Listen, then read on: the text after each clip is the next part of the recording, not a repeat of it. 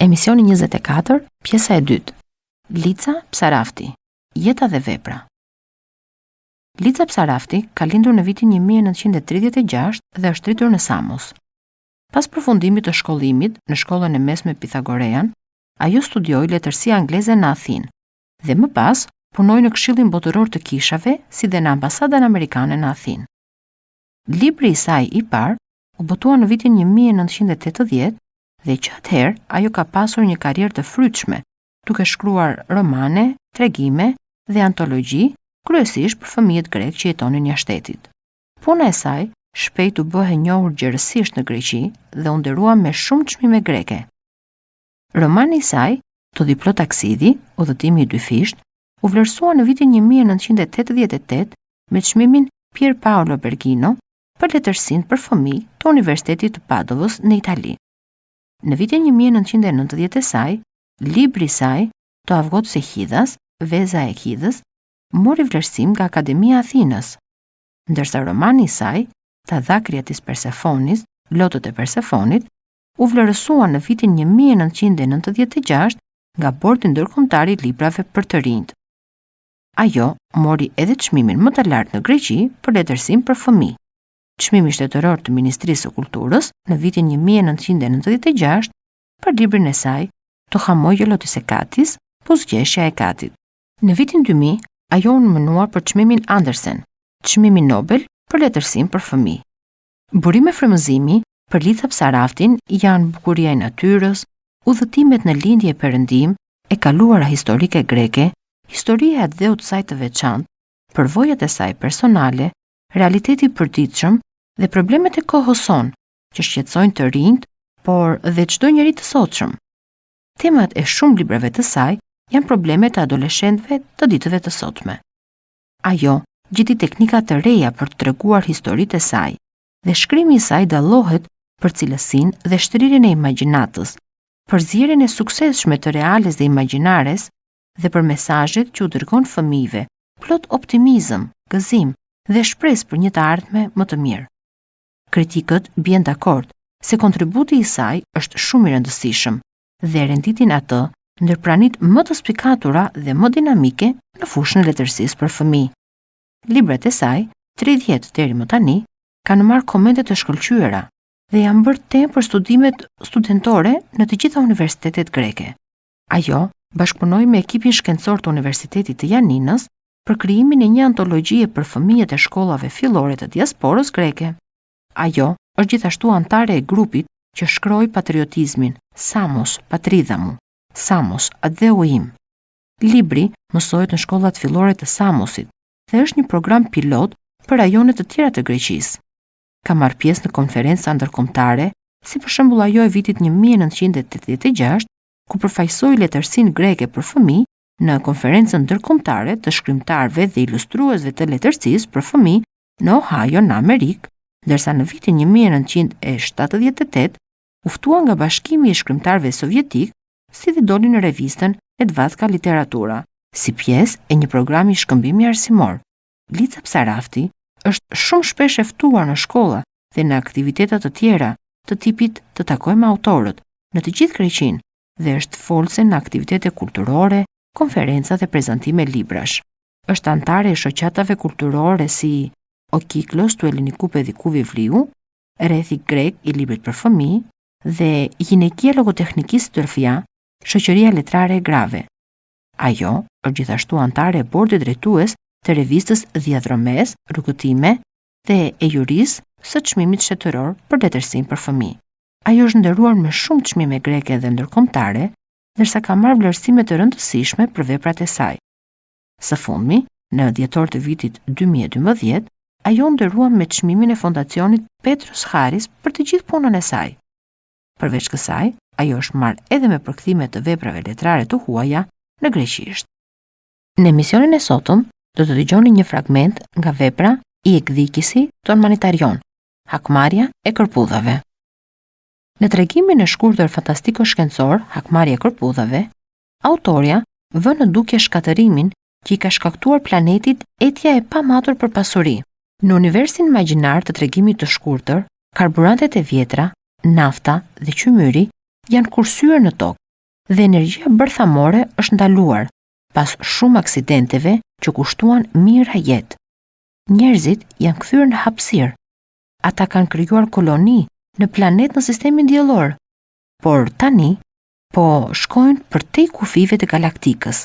Atje, në planetin Kimera, toksorët zbulojnë karburantin që kërkonin, thergeliumin. Një copë e vogël sa një kokër gruri mund të funksionojë një fabrikë të tërë për një vit, dhe një pllak sa një kuti cigaresh ngroh një qytet të madh në dimër. Anijet yje kalojnë galaktikën dhe transportojnë karburantin e çmuar në tokë. Anija kozmike Einstein ndodhet në Kimera për të sjellë theriumin në tokë. Megjithatë, astronauti, kapiteni i anijes kozmike, po ndiqet nga korpullat të lëvizshme me erë të keqe.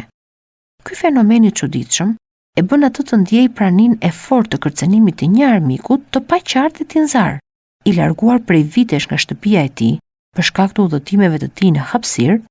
Brenda një kutie, ai ka mbledhur disa ruaza me shkëlqim, të cilat i gjeti në fund të një lugine në planetin Kimera dhe dëshiron t'i adhurojë vajzës së tij, Maria, kur të kthehet në tokë. Pas kthimit të tij, familja ribashkohet. Astronauti nuk do të bëjë kurrë një udhëtim tjetër. Ai do të tërhiqet, ndërsa djemtë e tij binjak do të ndjekin rrugën e tyre shkencore. Ai i jep dhuratën vajzës së tij, por korpullat në Kimera nuk janë thjesht bim. Ato kanë veti të gjalla. Ato hakmeren ndaj toksorëve që plaçkitën tokën e tyre.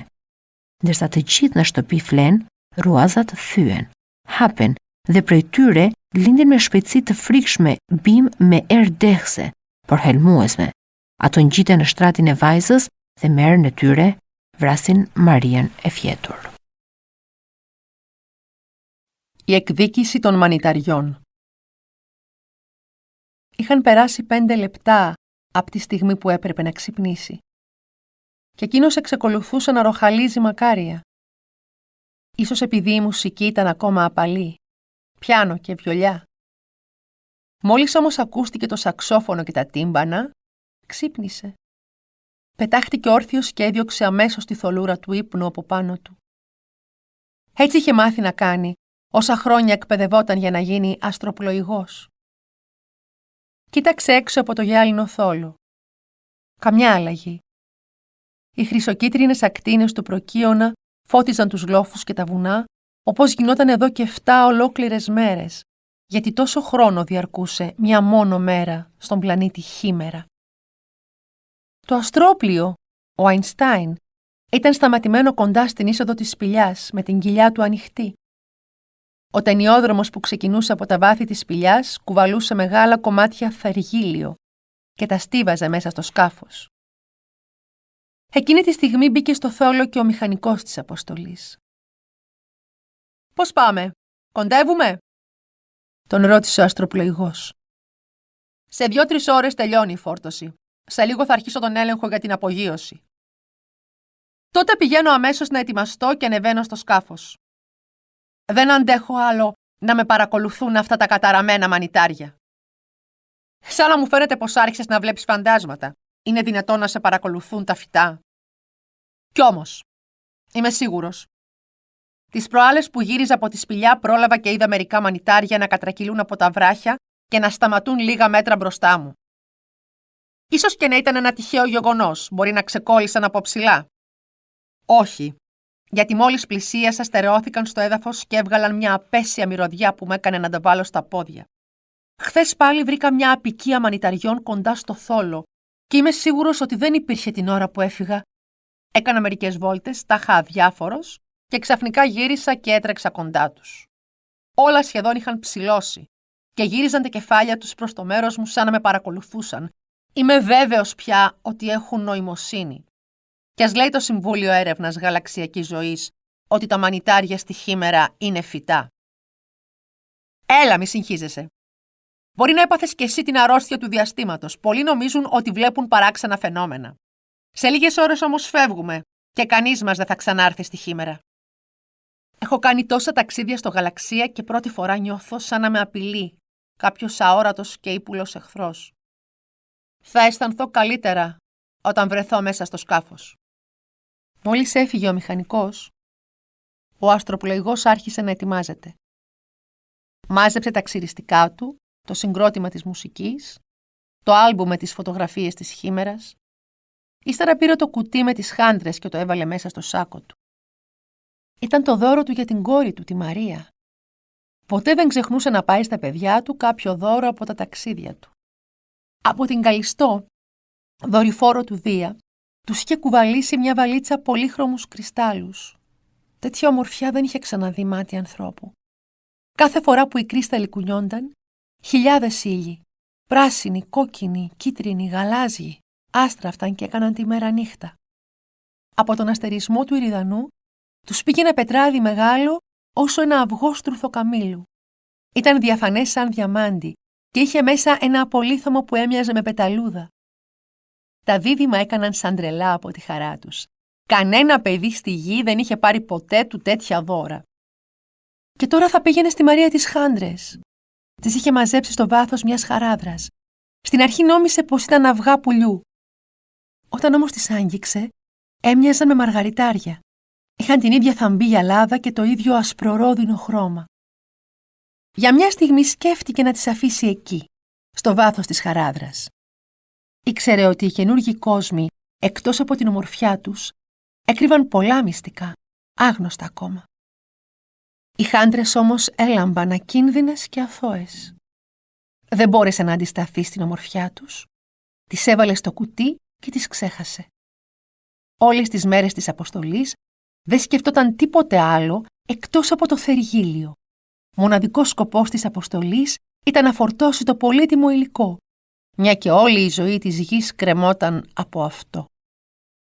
Τα παλιά καύσιμα, το πετρέλαιο και το κάρβουνο είχαν σωθεί πια στη γη και η πυρηνική ενέργεια, ύστερα από πολλά ατυχήματα που στοίχησαν τη ζωή σε χιλιάδες ανθρώπους, απαγορεύτηκε. Οι άνθρωποι στράφηκαν τότε στο διάστημα.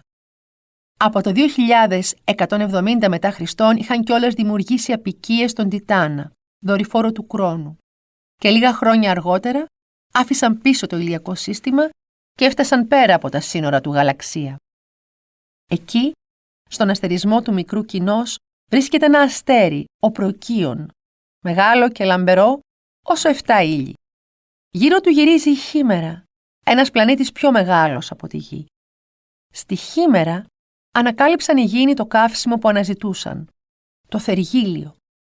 Ένα τόσο δα κομματάκι, όσο ένα κόκκο σιταριού, μπορούσε να κινήσει ολόκληρο εργοστάσιο για ένα χρόνο και μια πλάκα όσο ένα κουτί τσιγάρα ζέστηνε το χειμώνα μια μεγάλη πόλη. Τα αστρόπλια άρχισαν να διασχίζουν το γαλαξία και να μεταφέρουν το πολύτιμο καύσιμο στη Γη. Αυτή ήταν η 4η αποστολή και κάθε ταξίδι διαρκούσε 11 γήινα χρόνια ή 5 κοσμικά. Μέσα στο αστρόπλιο όλα ήταν έτοιμα για την αναχώρηση. Ο αστροπλοηγός είχε ανοίξει τους χάρτες του ουρανού, σημάδευε την πορεία του σκάφους ανάμεσα στα άστρα και στους πλανήτες. Φωτάκια κόκκινα, κίτρινα, πράσινα άναψαν στον υπολογιστή, φωτεινές οθόνες αναβόσβηναν. Ο αστροπλοηγός κοίταξε άλλη μια φορά το τοπίο της Χήμερας, του φάνηκε όμορφο. Ίσως επειδή ήταν καθισμένος μέσα στη σιγουριά του σκάφους του, έτοιμος να απογειωθεί.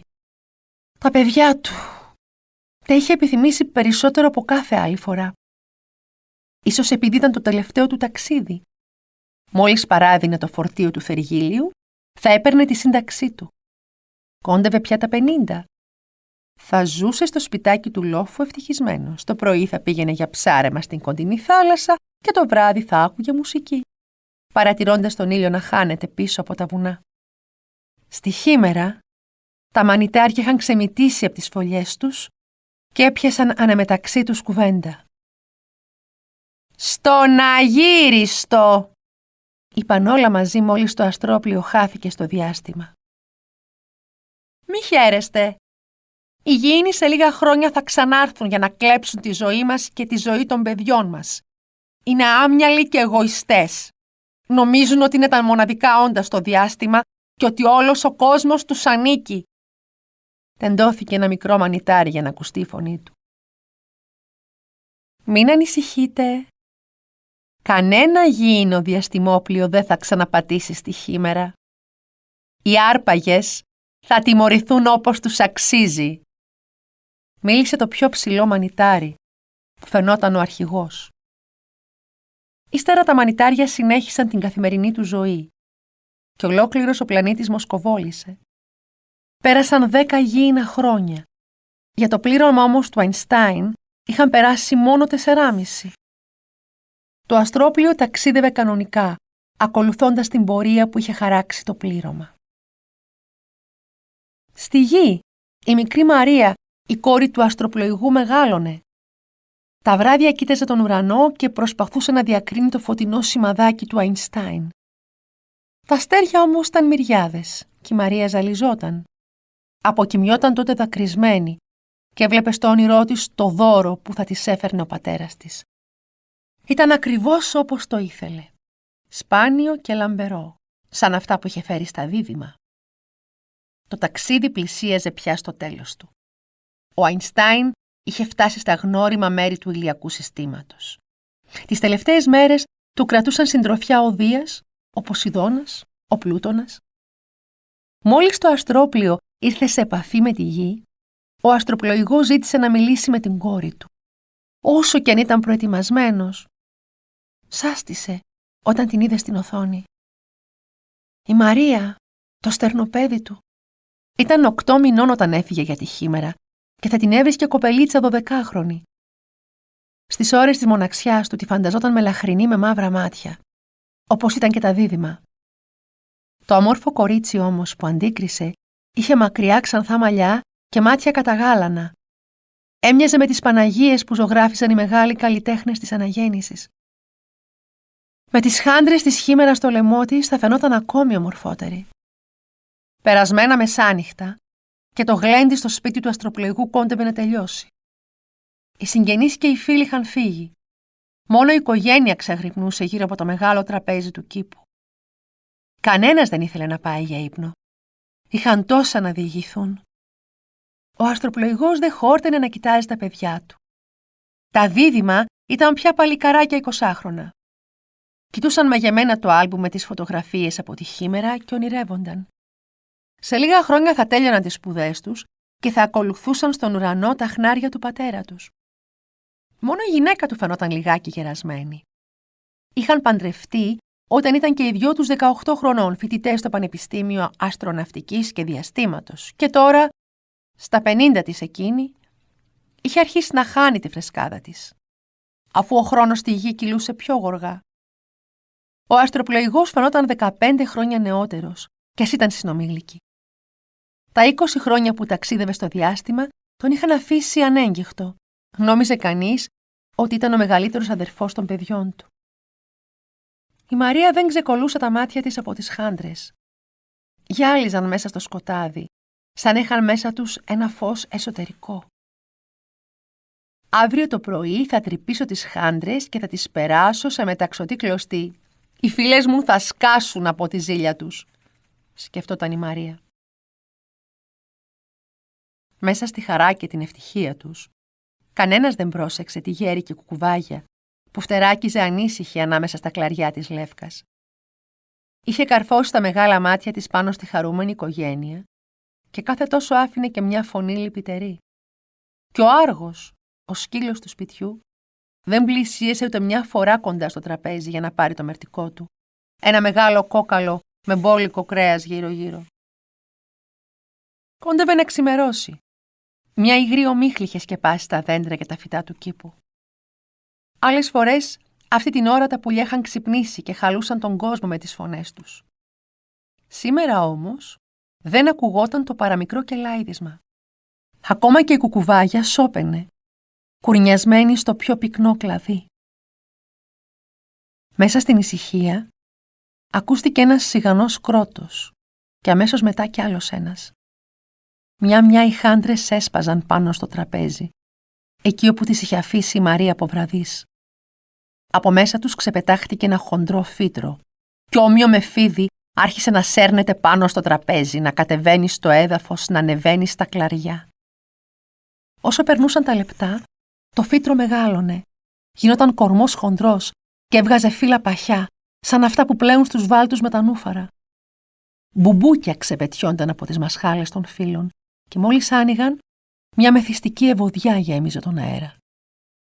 Ζαλισμένα τα μυρμήγκια, οι σαύρες, τα σκουλίκια, οι σκίουροι πέθαιναν, δηλητηριασμένα από τη φαρμακερή ανάσα των λουλουδιών. Τα φυτά, θεργεμένα από την υγρασία της νύχτας, απλώθηκαν στο δάσος. Μερικά ακολούθησαν το μονοπάτι που έβγαζε στη θάλασσα. Ένας παιχνιδιάρης λαγός ξεγελάστηκε και χύμιξε να κόψει ένα φύλλο. Στη στιγμή ξεπετάχτηκαν άλλα 10, όπως γινόταν με εκείνη τη μυθική λερναία ύδρα. Ύστερα τα φυτά σύρθηκαν μέσα στη θάλασσα.